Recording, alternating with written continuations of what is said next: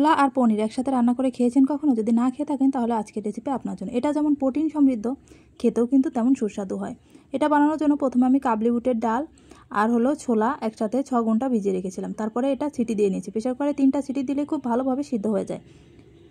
City দিয়ে নেওয়া হয়ে গেলে এটা যেহেতু পনির দিয়ে রান্না করব, সেহেতু আমি গ্যাসের ফ্লেম অন করে একটা প্যান বসিয়ে দিয়ে তার মধ্যে সরিষার তেল দিয়ে তার মধ্যে সামান্য লবণ দিয়ে পনিরটা দিয়েছি, যাতে পনিরটা ভেঙে না যায়। তারপরে খুব ভালোভাবে নাড়িয়ে চাড়িয়ে যখন লাল লাল করে ভাজা হয়ে যাবে তখন আমি এটাকে তুলে নেব। তুলে নেওয়া হয়ে গেলে সেই তেলের মধ্যে দিয়ে দেবো সামান্য একটু জিরে ফোড়নে আর দিয়ে দেবো একটা তেজপাতা।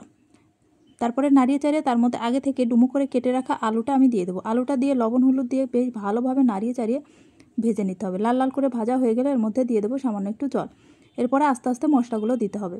প্রথমে আমি গ্রেট করে রাখা আদা দিয়ে দিচ্ছি, তারপরে জিরে বাটা, ধনিয়ার গুঁড়ো, শুকনো মরিচের গুঁড়ো, একে একে সব কিছু দিয়ে নাড়িয়ে চাড়িয়ে আমি একটু ঢেকে এটা সিদ্ধ হতে দেবো। 4 থেকে 5 মিনিট ঢেকে রাখলে কিন্তু এটা সিদ্ধ হয়ে যাবে। সিদ্ধ হয়ে গেলে তারপরে যখন আলুটা আমি একটু ভেঙে ভেঙে দেবো। আলুটা ভেঙে ভেঙে দিলে এই তরকারিটা বেশ একটু ঘনত্ব আসে, খেতে ভালো লাগে। আলুটা ভেঙে দেওয়া হয়ে গেলে এরপরে আগে থেকে সিদ্ধ করে রাখা ডাল আর ছোলাটা দিয়ে দেবো। তারপরে পনিরটাও দিয়ে দেবো। পনিরটা দিয়ে বেশ ভালোভাবে নাড়িয়ে চাড়িয়ে ফুটে আসলে দিয়ে দিচ্ছি 1 চা চামচ গরম মশলা। তারপরে নাড়িয়ে চাড়িয়ে নামিয়ে নিলেই কিন্তু রেডি হয়ে যাবে দারুণ স্বাদের এই